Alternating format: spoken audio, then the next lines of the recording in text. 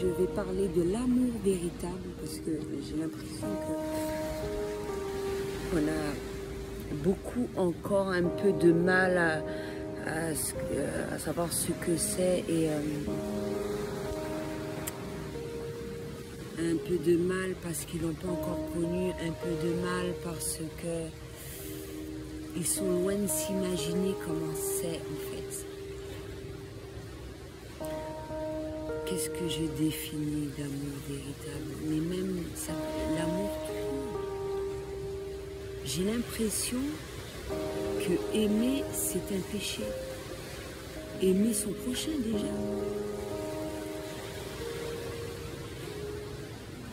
Aimer son prochain. Mais aimer, c'est naturel. Tout le monde a cette capacité-là. Donc comment en vouloir à quelqu'un qui aime? J'aurais compris que je te dis je te hais. À la rigueur là, que tu le prennes mal, ouais, ça va avec, haïr mal.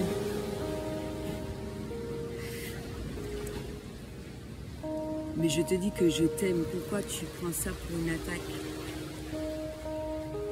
Pourquoi tu penses que ce n'est pas vrai? Parce que tu n'as pas la faculté d'aimer. Parce que tu ne sais pas m'aimer. Et tu ne veux pas m'aimer. Mais c'est pas grave. Moi je t'aime. Mais je t'aime pas pour que tu puisses m'aimer. Je t'aime parce que j'ai envie de t'aimer.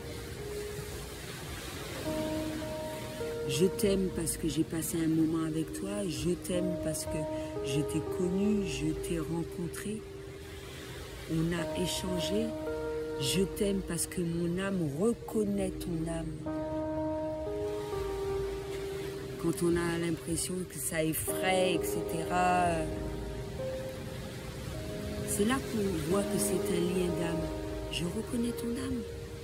On ne peut pas aimer aussi intensément et qu'il ne s'est rien passé. Des fois, on n'a pas vu la personne. Et puis qu'un amour soit si intense. C'est une reconnaissance d'âme. Tu ne me reconnais pas physiquement. Mon visage ne te dit rien. Ton visage ne me dit rien non plus. Je t'ai déjà vu plusieurs fois à travers des photos sur le net, etc. Je ne te... de prime abord, ça ne me disait rien. C'est quand j'ai bien regardé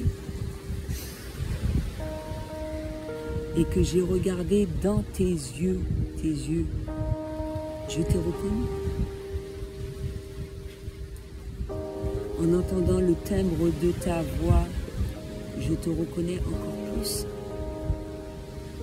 Selon certaines révélations qui se font au fil du temps, à travers mon travail, etc., je te reconnais. Tu ne peux pas m'empêcher de t'aimer. Aimer, ça ne veut pas dire on se marie, ça me fait penser un panneau. On se marie, on doit avoir une maison, une situation, etc. Et puis voilà, ça c'est... Personne n'a dit qu'il fallait suivre ça en fait. C'est toi, c'est vous qui avez essayé de faire ça, qui avez mis ça dans vos cervelles et puis que vous suivez dur comme fer ce truc-là. Tu peux aimer intensément une personne sans la voir, sans pour autant vivre avec elle, sans pour autant faire quoi que ce soit, quoi. Chacun est libre de faire ce qu'il veut. Pourquoi tu me dis que je fais semblant d'aimer? Je ne fais pas semblant d'aimer. C'est une pure réflexion de toi-même quand tu dis ça. C'est pas moi.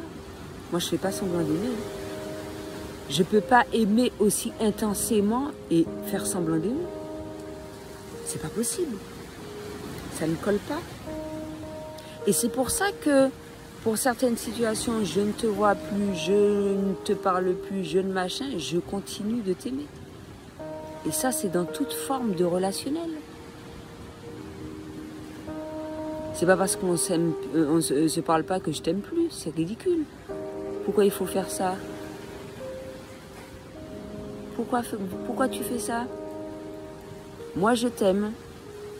Tu es fâché, je t'aime. Tu n'as pas la même idée que moi, je t'aime.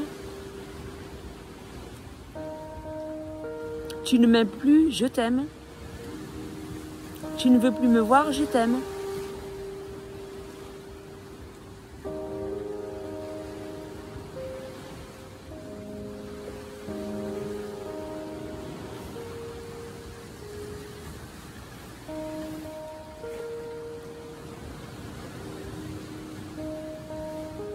Donc voilà.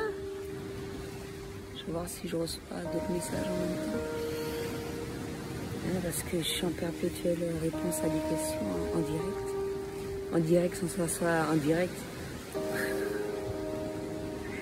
Mais c'est mieux comme ça pour le moment. J'arrive à mieux gérer les interactions.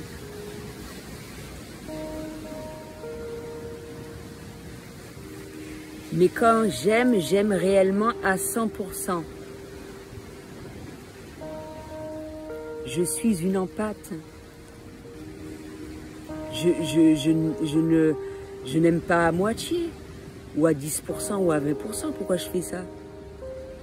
Mais après, selon l'intensité de mon amour, il va être totalement différemment ressenti selon l'individu. Mais c'est moi qui décide, même si mon amour est intense, si je souhaite avoir une amitié, ou un amour, ou etc., etc.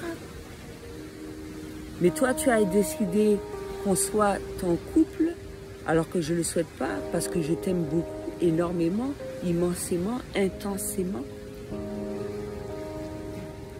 Mais tu m'as rien demandé, tu m'as pas demandé mon avis, tu peux pas m'imposer ça. Il faut que tous les deux, nous soyons d'accord sur cela. Moi, quand je te dis que je t'aime, c'est pas parce que je souhaite que tu m'aimes ou qu'on soit en couple ou quoi que ce soit. Je t'aime, c'est tout. Je n'ai aucune attente vis-à-vis de toi. Je t'aime parce que ça me fait du bien de t'aimer et que ça te fait du bien que je t'aime. Et ça, on ne peut pas empêcher ce genre de choses-là. Tu ne dois pas t'empêcher de faire cela. C'est ce qui fait mal, t'empêcher d'aimer. Aimer ne fait pas souffrir. Ça me fait penser à un truc d'un acteur. C'est tromper qui fait souffrir. Le mensonge fait souffrir. Mais souvent, les gens ont tendance à croire que c'est la personne qui est trompée, à laquelle on a menti. Mais toi, tu mens. Tu te fais souffrir. Tu trompes. Tu te fais souffrir aussi. À travers cette démarche.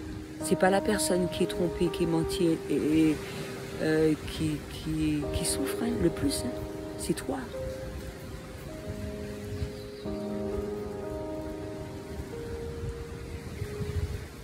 Donc voilà. Il n'y a pas de mal à aimer. Même immensément.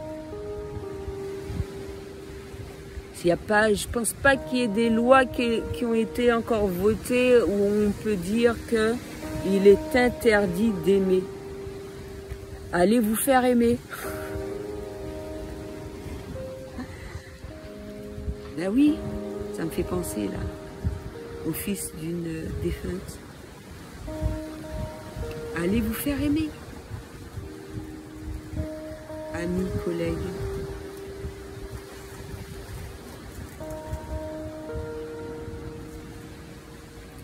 Donc voilà, il n'y a pas de problème d'aimer, je comprends pas. J'ai déjà expliqué que quand une personne a du mal à aimer, n'aime pas correctement, c'est parce qu'elle a souffert, c'est pas de sa faute. C'est comme j'expliquais à une tierce personne tout à l'heure là qui est passée me voir, elle a été très gentille de passer cette personne. Boire un petit café pépère au calme. un enfant souhaite l'amour de ses deux parents. Il souhaite être aimé, il peut être qu'aimé et grandir dans de bonnes circonstances quand il a cet amour. Quand le parent n'a pas la possibilité de donner cet amour-là, c'est parce qu'il a été blessé. Il fait du mieux qu'il peut. Et qu'il n'a pas conscience de cela. Il n'a pas conscience qu'il n'aime pas comme il se doit.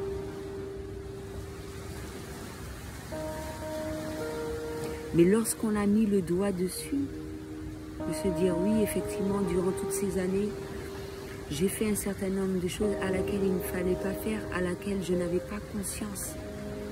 À ce moment-là, faire le nécessaire pour rattraper ce temps perdu-là, qui a été bénéfique en même temps pour soi, selon son évolution personnelle, sa compréhension vis-à-vis de cela.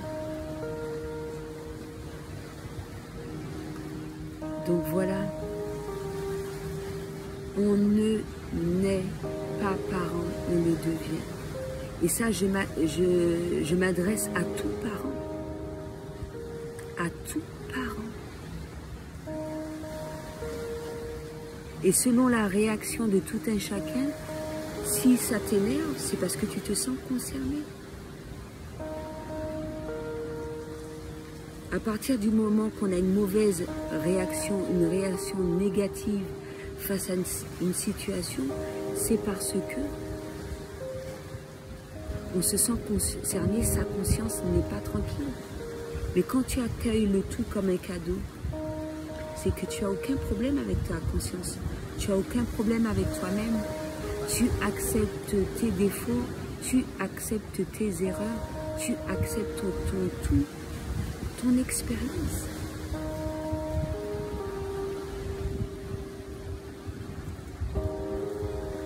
On n'est pas là pour être parfait. On n'est pas là pour faire semblant, de faire voir aux yeux des autres qu'on a réussi. On fait semblant aux vues des autres, et puis dans la maison, c'est la baston et tout, on s'énerve, on tape, quitte à prête à faire exploser une table, qu'on est énervé pour un tout, pour un rien, alors qu'en mine de rien, tu es énervé contre toi-même. Contre toi-même. Comme moi, quand je m'énervais contre moi-même.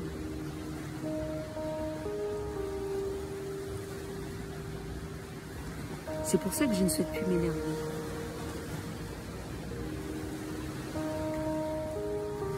Et j'ai aucune difficulté de me mettre face à cette vérité. Je l'accueille, je l'accepte. J'ai commis une erreur, tu as commis une erreur. Voilà. Je me pardonne. Pardonne-moi.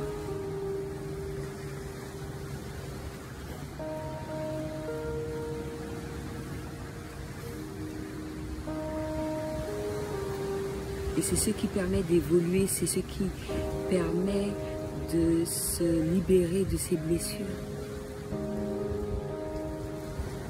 Et de voir les choses au mieux, d'être heureux. Et non mourir à petit feu.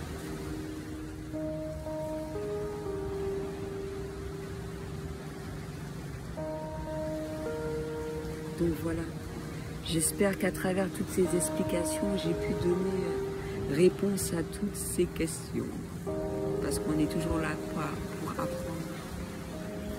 Dont moi, j'apprends chaque jour à travers.